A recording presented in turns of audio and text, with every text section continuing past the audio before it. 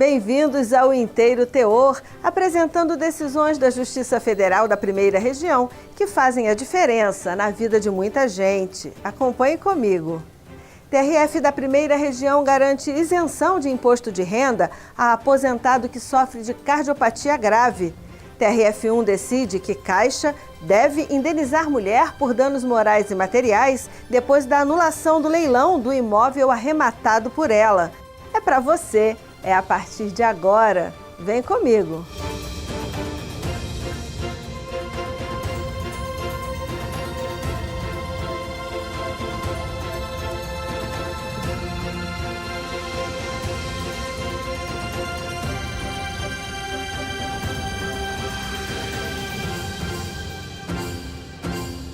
Pagamos impostos por quase tudo. Sobre o que ganhamos, como o imposto de renda e a previdência, sobre o que temos, como o IPTU e o IPVA, e sobre o que consumimos, como o IPI e o ICMS. Segundo o estudo da Organização para a Cooperação e Desenvolvimento Econômico, o brasileiro trabalha 5 meses do ano, só para custear os tributos. Mas esse nem é o principal problema. Se a gente considerar que o país que lidera o ranking mundial da carga tributária é a Dinamarca, seguida da Finlândia e da Bélgica. Todos países onde economia e qualidade de vida são equivalentes, que dão retorno à população na forma de infraestrutura, melhores estradas, transporte público, segurança pública, saúde, educação e diversos outros serviços. Se é para comparar o Brasil com os países europeus, que não seja apenas no percentual elevado da carga tributária, mas sim na qualidade de serviços públicos prestados. Felizmente, existem situações em que pessoas ficam isentas de uma parte desses impostos. Acompanhe na reportagem de Ana Paula Souza. O Brasil está entre os países com maior tributação do mundo. Uma carga tributária que, nos últimos anos, vem rompendo a barreira dos 30%. Essa constatação aparece em um estudo do Instituto Brasileiro de Planejamento e Tributação, segundo o qual, em 2022, quando o Produto Interno Bruto, o PIB, foi de R$ 9.915.317 em produção de bens, serviços e outros quesitos. 32,39% foram transformados em arrecadação de tributos. Outro estudo, desta vez do Instituto Fiscal Independente do Senado, aponta que desse montante, 27,4% correspondem a descontos que recaem sobre a renda, ou seja, sobre o salário de quem recebe acima de R$ 1.900. Mas existem pessoas que estão livres desse desconto. O Paulo é uma delas. Ele é servidor público aposentado do Ministério da Ciência e Tecnologia e, por conta de um problema no coração, não é mais obrigado a pagar imposto de renda. Ele conta como foi a descoberta da doença há 12 anos, seguida de uma cirurgia de revascularização. Foi através de exames periódicos, que eu fazia, todo ano. E a cardiologista, era uma cardiologista diferente dos outros, que eu tinha mudado de médico, e ela, numa curiosidade dela lá, ela descobriu que tinha alguma coisa errada e mandou refazer o exame. Foi quando constatou que tinha algumas artérias entupidas e pediu um exame mais aprofundado. Foi quando constatou mesmo que estava com 95% de entupimento. Por conta da doença avaliada em laudo médico como cardiopatia grave, Paulo não pode fazer exercícios de grande impacto.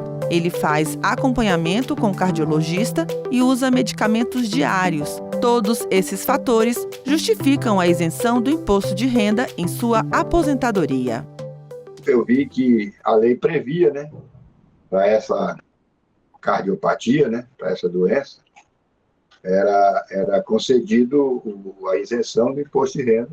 Foi quando eu fui procurar na lei direitinho e, através de um relatório médico, eu dei a entrada e consegui a isenção. A isenção de imposto de renda em caso de doenças graves é um direito previsto no inciso 14 do artigo 6º da Lei 7.713 de 1988. A norma destaca que, para usufruir desse direito, é necessário estar sofrendo de alguma das doenças graves listadas na lei e receber aposentadoria, pensão ou ser militar reformado. A lei lista mais de 15 doenças passíveis de isenção.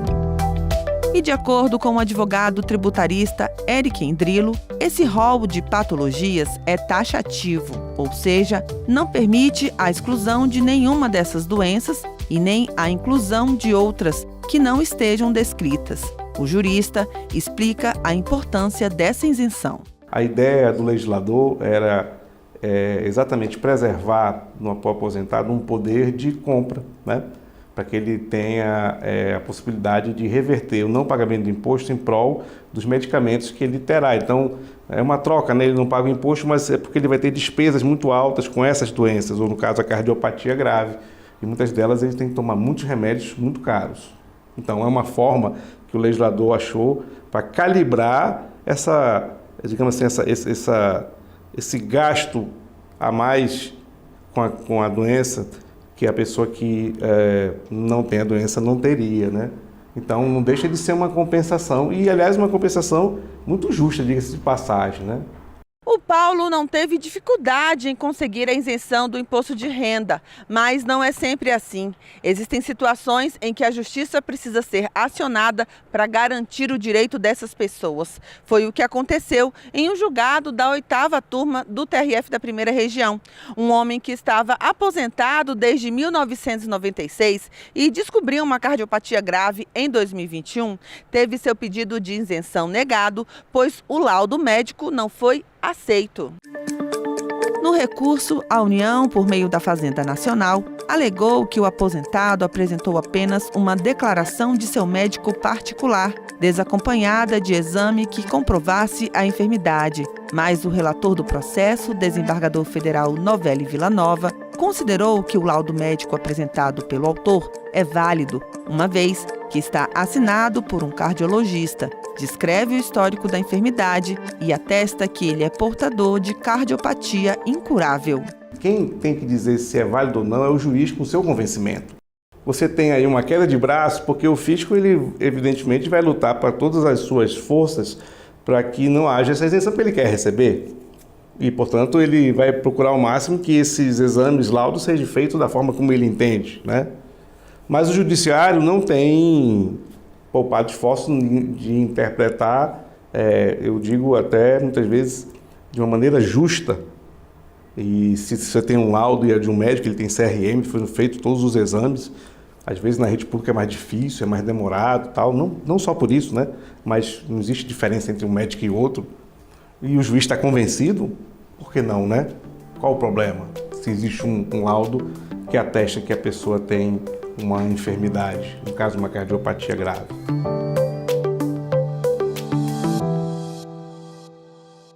O leilão é um método de compra e venda de bens, incluindo veículos e até imóveis. Os interessados fazem ofertas ou dão lances de valor crescente. O bem é arrematado por quem dá o lance mais alto. Embora não seja um método novo, leilões ainda geram ações na Justiça. Confira com Silvânia Rodrigues.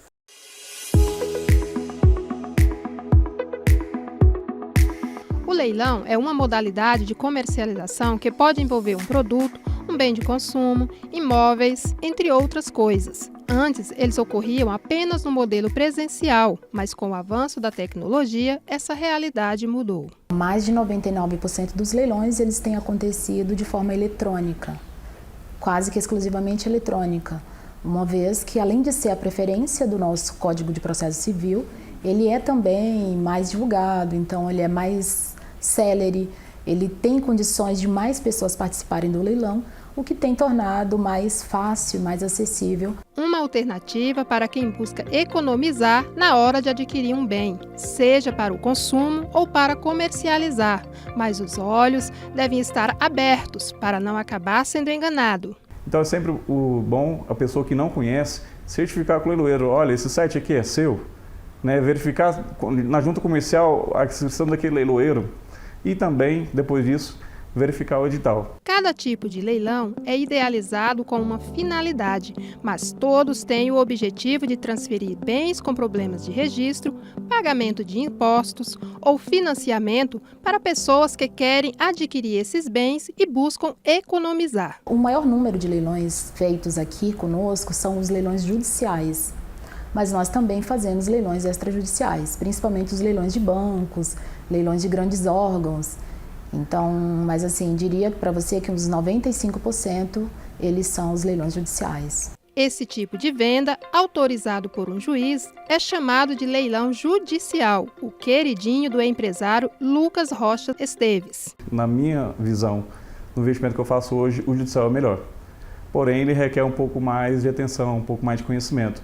Mas aquelas pessoas que não têm condições de ler o edital, que acham aquela complexidade e ficam na insegurança em participar do leilão, basta procurar qualquer orientação jurídica, é muito simples, muito fácil de participar e fazer um bom negócio. O extrajudicial é aquele leilão promovido por um banco, construtora ou até mesmo pessoas físicas que contratam um leiloeiro para a comercialização do imóvel. Porém, é um tipo de negociação que envolve maiores riscos, como explica o advogado especialista em direito imobiliário, Rubens Pires. Quando a gente fala de possíveis erros, a gente tem uma boa variedade, como por exemplo, de que forma que esse patrimônio foi reintegrado ao patrimônio? Será que ainda não existe nenhuma ação que está discutindo ou não a reintegração desse imóvel? Isso pode dar nulidade àquele processo de leilão? No Maranhão, por erro da Caixa Econômica, um imóvel foi incluído em um leilão e uma mulher chegou a arrematá-lo, mas o antigo dono conseguiu na justiça a anulação do leilão e teve o imóvel de volta. Sem alternativa, a arrematadora recorreu à justiça e a 13ª Vara da Seção Judiciária do Maranhão condenou a Caixa a indenizá-la por danos materiais, pelos valores pagos na aquisição do bem, incluindo taxas cartorárias e honorários advocatícios, e por danos morais, já que a perda do imóvel causou à autora o constrangimento de não ter o negócio jurídico concretizado por completo, bem como ter sido privada de ter a sua casa. Quando a Caixa chegou para aquela pessoa e falou assim, ó, o leilão foi nulo, o bem que você arrematou foi nulo, ele disponibilizou recurso financeiro. Além dele ter disponibilizado, gerou também um dano moral. Ele gerou expectativa sobre aquela aquisição que ele fez. Eu não paro por aí. Ele teve um custo operacional para contratar um profissional para fazer a defesa dele. Então foram uma série de danos que materializaram o erro e destacaram, e esses erros precisam ser reparados àquela pessoa.